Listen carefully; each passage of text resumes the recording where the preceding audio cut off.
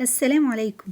ازيكم يا حلوين؟ يا رب تكونوا بألف خير ان شاء الله. النهاردة معانا وصفة كده بسيطة، او انا بقول عليها وصفة علشان المصطلح ده دايما بستخدمه في الحلويات والاكلات.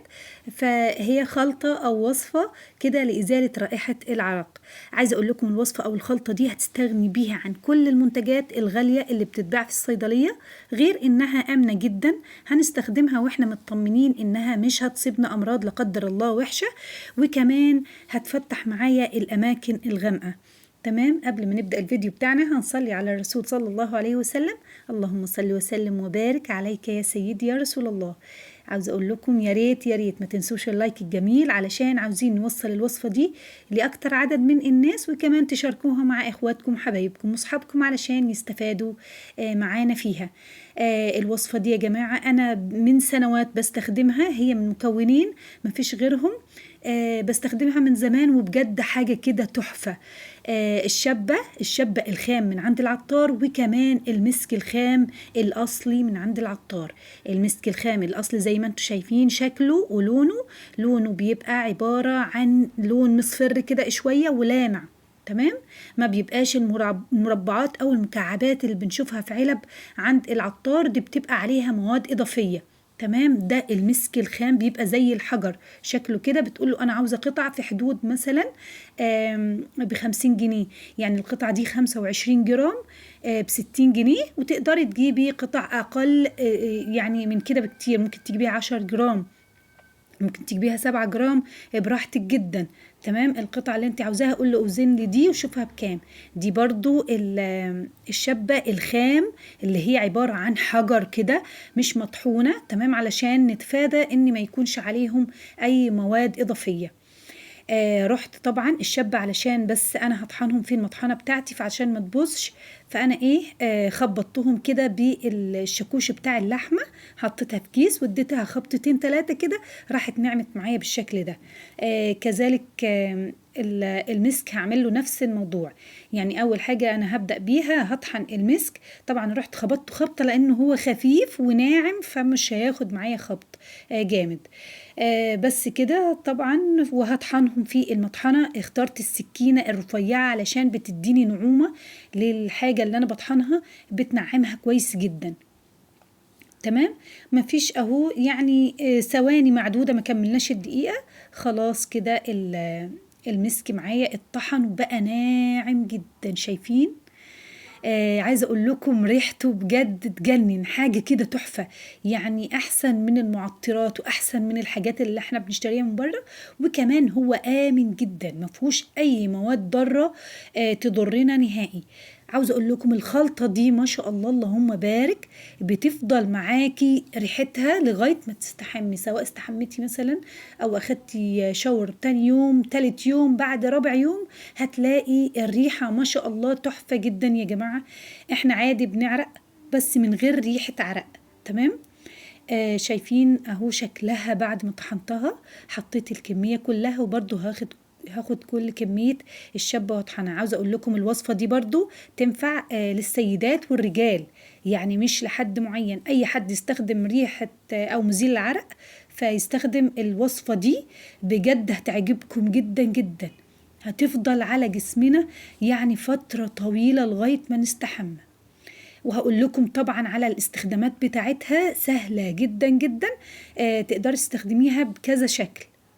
تمام، طحنا الشابة اهي.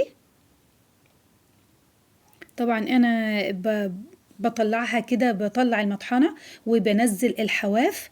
تمام، علشان تطحن معايا كويس. عايزاها بودر ناعم جدا زي المسك كده وزي النشا، شايفين؟ بس كده اهو، هي نعمت معايا بس هي رطبة شوية من الطحن، لاني برضو كنت شايلاهم في التلاجة والله يا جماعة علشان ما يبوظوش. هي الشابة عادي جدا ممكن تقعد بره التلاجة، بس انا اي حاجة بحتفظ بيها في درج التلاجة او في رف هنا في الباب بتاع التلاجة، علشان بس اخاف الحاجة تبوظ. يعني انا اغلب الحاجة عندي بحتفظ بيها في التلاجة. بس هبدأ اخلط كده. هجيب علبة نظيفة بتاعت كريم او برطمان ازاز عادي جدا، احط فيه كل المكونات بتاعتي اللي هم مكونين مفيش غيرهم. تمام، وهنخلطهم مع بعض كويس جدا. تمام، بس كده، وهحتفظ بيهم في اي مكان ما يكونش رطب. تمام، هيبقى معايا خلطة منافسة وقوية للمنتجات الموجودة الغالية جدا في الصيدلية، وكمان مقاطعة. فاحنا مقاطعين، واصلا مع الوصفة دي ان شاء الله مش هتستخدمي اي نوع بجد من مزيلات العرق. هتاخدي تفتيح امان جدا من الامراض الوحشة لا قدر الله اللي بتسببها مزيلات العرق، اللي احنا مكوناتها ما نعرفش فيها ايه. فيها مش عارفة ألومنيوم، ولا فيها مش عارف ايه. الحاجات دي كلها ضارة جدا للصحة، وبتسبب أمراض خطيرة جدا، يعني أعوذ بالله منها. فهناخد كده مقدار في رشاش، عندي مثلا رشاش الكحول، او عندك رشاش بتاع سبريهات اللي هو البادي سبلاش او الحاجات دي. ممكن تاخدي الوصفة تجيبي مية ورد او مية عادية براحتك جدا. ما عندكيش مية ورد، تقدري تستخدمي المية العادية من الحنفية، وتحطي معاها معلقة صغيرة من الخلطة اللي احنا عملناها الشابة مع المسك، وتقدري تحطي عليها نقطتين من الزيوت العطرية اللي انت عاوزاها براحتك جدا. لو ما عندكيش حساسية منها. لو عاوزة تعمليها كريم، تقدري تستخدمي الزنك أوليف أو موندو كريم أو أي كريم طبي من الصيدلية ما يكونش ليه أي أضرار. تمام.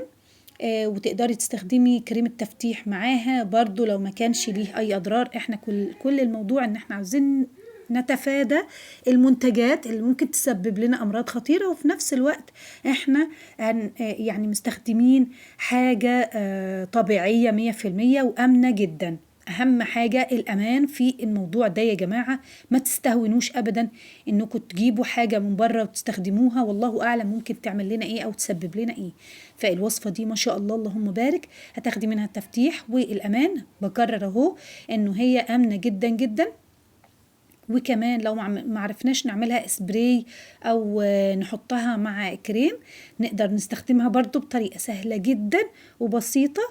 تمام، هقول لكم نستخدمها ازاي دلوقتي. المهم اهم حاجة ان احنا عادي جدا نستخدمها في مكان ما يكونش رطب. تمام.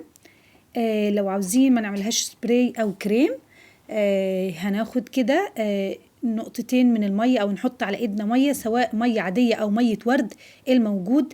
ونحط ونجيب شوية كده. شايفين اهو، هجيب مثلا شوية مية، اي مية عادية، اي مية عادية من الحنفية. كنا مثلا في الحمام بعد الشاور، هناخد كده شوية مية من الحنفية ونحط عليهم ذرة صغيرة من الخلطة بتاعتنا، ونفرك بيها مكان او على الاندر ارم عادي جدا. وبس كده هناخد مزيل عرق طبيعي وسهل الاستخدام وبسيط جدا. يا رب وصفتنا تكون عجبتكم. استودعكم الله الذي لا تضيع ودائعه، والسلام عليكم ورحمة الله وبركاته.